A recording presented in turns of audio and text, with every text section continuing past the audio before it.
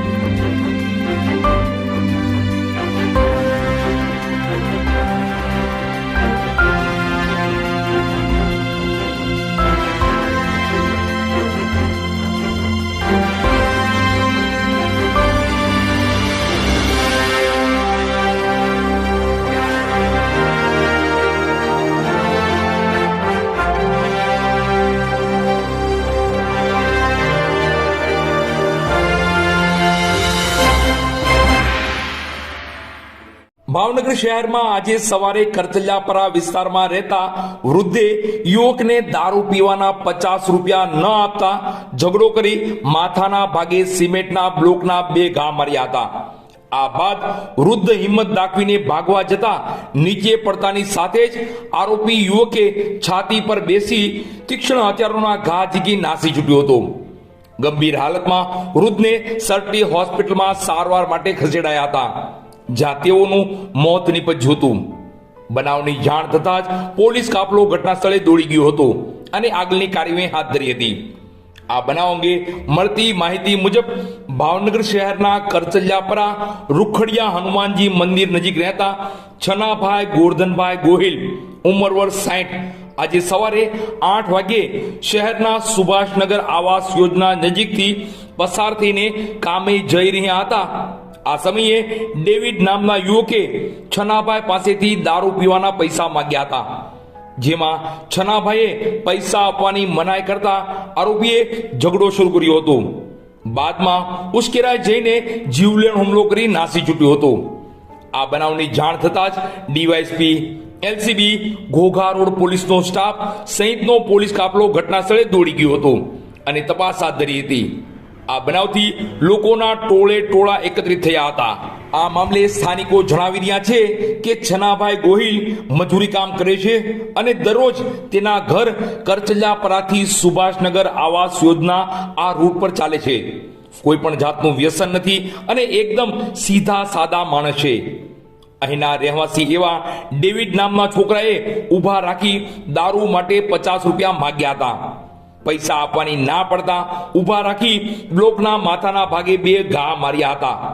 ત્યારબાદ તીક્ષ્ણ હથિયારો વડે હુમલો કર્યો હતો। ત્યારબાદ થોડાક આગળ જઈ રહ્યા તેની છાતી પર બેસી 2 થી 3 ઘા ઝીકી હત્યા કરી હતી। આ ઘટના અંગે સ્થાનિકોએ પોલીસને જાણ કરી હતી।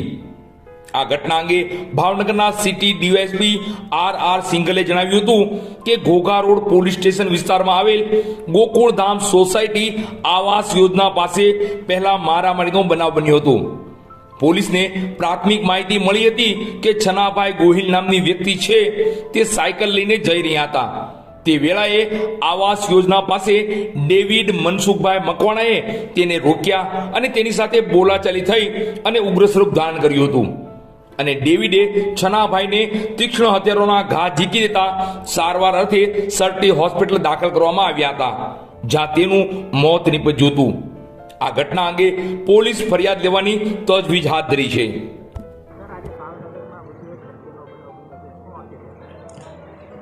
ઘોઘા રોડ પોલીસ સ્ટેશનના ગોકુલધામ સોસાયટી સુભાષનગર જે વિસ્તાર જે છે ત્યાં પહેલાં મારામારીનો બનાવ બનેલ જેમાં પોલીસને જે પ્રાથમિક હકીકત મળેલી છે કે છગનભાઈ ગોહિલ કરીને જે છે ભોગ બનનાર સવારે 9 વાગે પોતાની સાયકલ લઈ અને જતા હતા. દરમિયાન આ સુભાષનગરનો જે ગોકુલધામ સોસાયટી પાસે પહોંચતા તેના પરિચિત જે છે હાલમાં માહિતી મળેલી છે.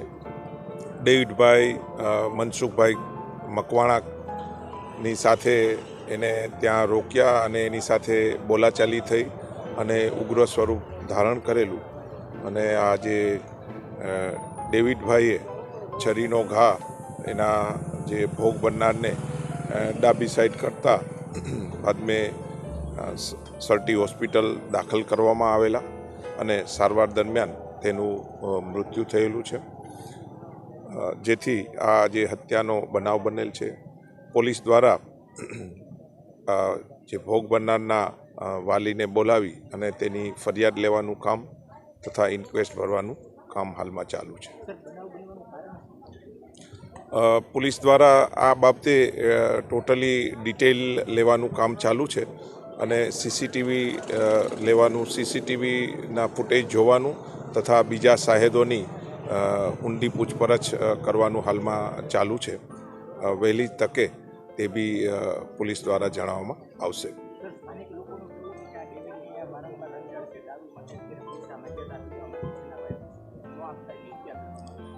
કોઈ બી જે બી અગમ્ય કારણ છે તે બાબતે પોલીસ દ્વારા ઊંડાણપૂર્વક સાહેદની પૂછપરછ કરીને આ કારણ બહાર લાવવામાં આવશે. Thank you.